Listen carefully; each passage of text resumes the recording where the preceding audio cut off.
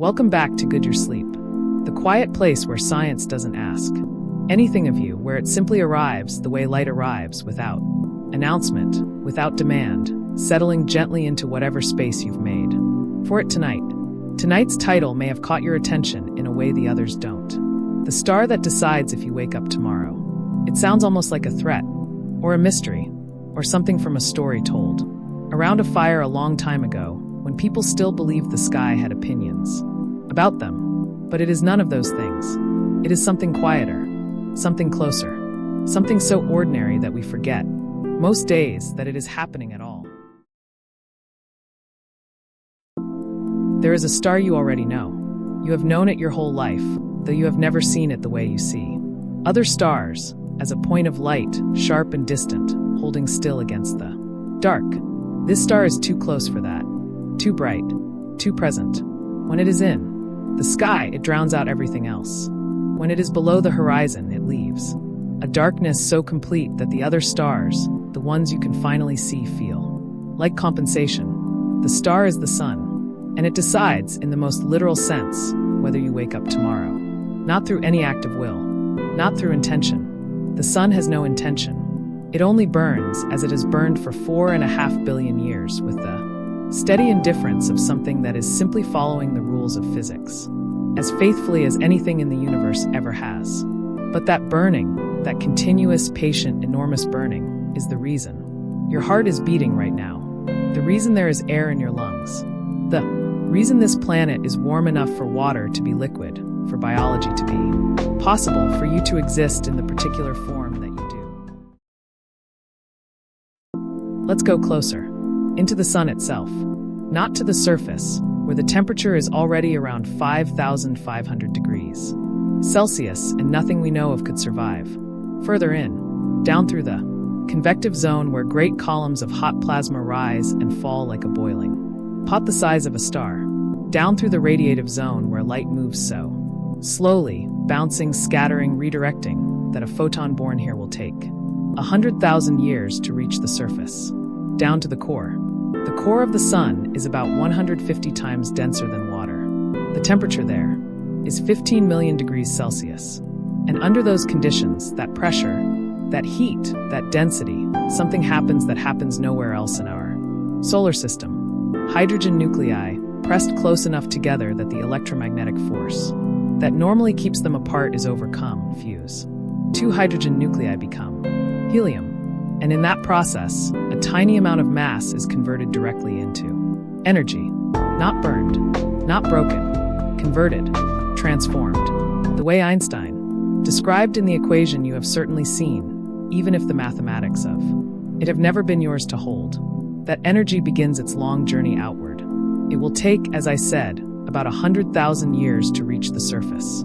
Then 8 minutes to reach you. Tonight, lying where you are receiving energy that began its journey inside the sun before modern humans existed.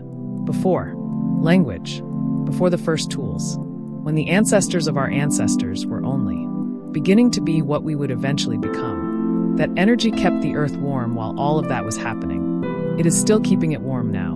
It will keep you warm through the night, in the way that a planet that has absorbed a day's worth of sunlight slowly releases it into the hours of darkness. The warmth you feel right now, if you feel any, in the air, in your blanket, in the surface beneath you, is partly the sun's work, stored and slowly given back. Here is what the sun is deciding right now while you rest. On the other side of the earth, because it is always daytime somewhere, always night somewhere, the planet spinning through its own shadow, the sun is rising. For someone, light is falling on crops, on oceans, on forests, on the surfaces of lakes, where the angle of the light changes the way photosynthesis begins. For another day, photosynthesis, the process by which plants take that arriving sunlight and use it to pull carbon dioxide from the air and convert it into sugar and oxygen. The oxygen you are breathing right now is the byproduct of that process. It was made by a plant or by the microscopic photosynthesizing organisms in the ocean, using energy that came from the sun. You are breathing sunlight, converted, patient, transformed through biology. over billions of years into exactly the molecule your lungs know how to use. Every breath you take tonight is the sun's work arriving in a different form.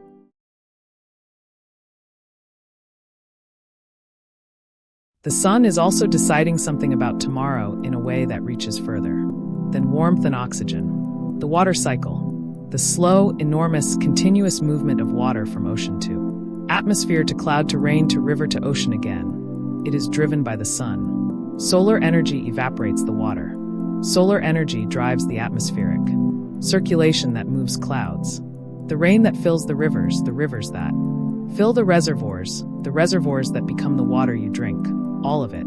Set in motion by a star 150 million kilometers away, converting hydrogen into helium, sending energy outward in all directions, some of it landing here. The food you will eat tomorrow, the water you will drink, the air you will breathe, all of it traces back through chains of process and transformation that are long but unbroken to the same source. One star, burning steadily, not deciding anything in the way that requires a mind, but determining everything in the way that physics determines.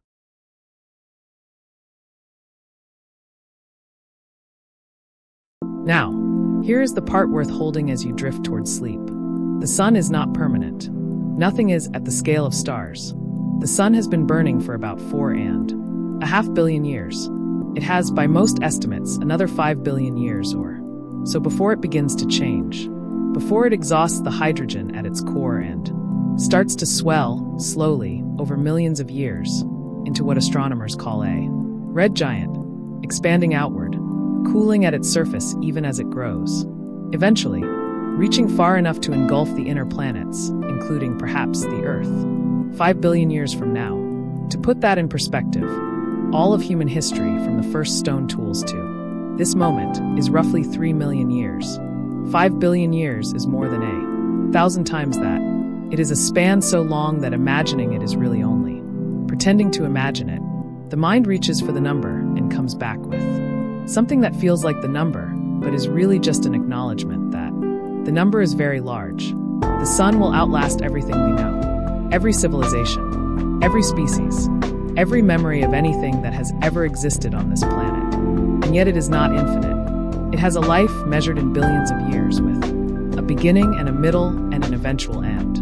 Right now, it is in its middle, stable, reliable, in the long, quiet chapter of its life when nothing dramatic is happening, only the steady conversion of hydrogen into helium day after day, year after year, century after century. We happen to exist in that chapter. We happen to be here during the long, uneventful middle of the sun's life, when it burns steadily enough that water stays liquid, that seasons are gentle enough for life, that the energy arriving at our atmosphere is consistent enough that biology can count on it. That is not luck, exactly. Life evolved in these conditions because these conditions were stable.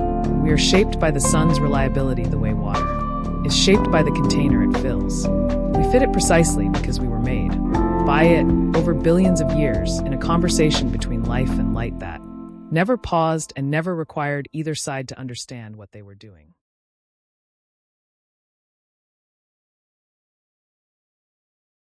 So tonight, as the sun burns on the other side of the Earth, as it moves through its 4.5 billion year shift without rest, as it converts mass into energy and sends that energy outward in all directions, some of it is still arriving here, not as visible light, not now in the dark, but as the warmth, already stored in the ground, in the air, in the slow cooling of a planet that spent all day absorbing what was sent to it.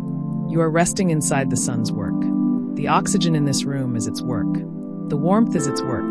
The food that became you, that is keeping your heart beating through these quiet hours, is its work, transformed through so many steps that the connection is invisible, but unbroken. And tomorrow, when the horizon turns and the light returns and the world begins, again, the sun will still be there, still burning, still sending, still deciding, without knowing it, without intending it, that life on this particular planet continues for another day. That is what a star does.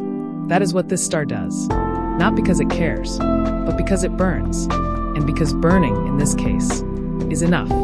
You don't have to do anything to earn tomorrow's sunrise. It is coming whether or not you deserve it, whether or not you are ready, whether or not you slept well or thought good thoughts or did everything right. The sun doesn't keep score. It only burns. And that, tonight, is enough to rest beside. The star that decides if you wake. Up tomorrow has already made its decision. It made it 4.5 billion years ago when it ignited, and it has been keeping that decision ever since. You are the inheritor of 4.5 billion years of a star simply doing what stars do. Sleep now. The sun is working. It will still be working when you wake. Thank you for being here. If this gave you something quiet to carry into sleep, then it has done what it came to do. Come back whenever the night needs company. Rest well.